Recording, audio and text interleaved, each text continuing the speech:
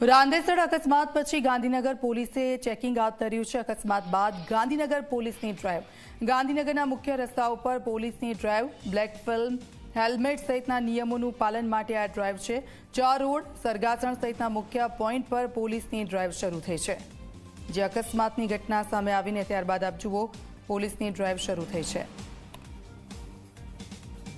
ગુજરાતીમાં કહેવત છે કે તબેલામાંથી ઘોડા છૂટ્યા પછી તબેલાને તાળા મારવા જેવી ઘટના અત્યારે ગાંધીનગરની પોલીસ દ્વારા ભજવવામાં આવી રહી છે। ગઈકાલે જે પ્રકારે હિટ એન્ડ રનનો કેસ થયો અને ત્યાર પછીની જે ઘટનાક્રમ સર્જાયો એ ઘટનાક્રમના કારણે આજે સફાળી પોલીસ જાગી છે અને બ્લેક ફિલ્મથી માંડીને જે પ્રકારે ક્યાંક ને ક્યાંક હેલ્મેટ અને ટ્રાફિકના નિયમોનું ભંગ કરતા હોય તે ભંગ કરવાના પરિપ્રેક્ષમાં અત્યારે દંડની કાર્યવાહી ગાંધીનગર પોલીસ દ્વારા કરવામાં આવી રહી છે।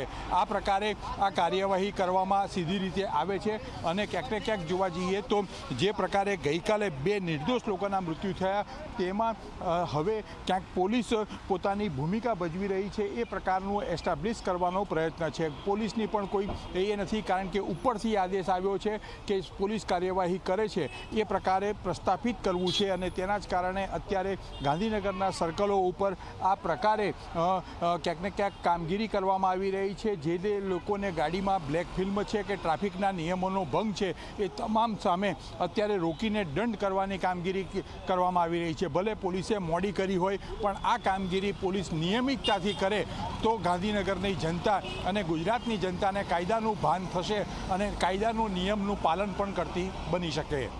કેમેરામેન રમેશ ટોડિયા સાથે હિતલ પારેખ, જી મીડિયા।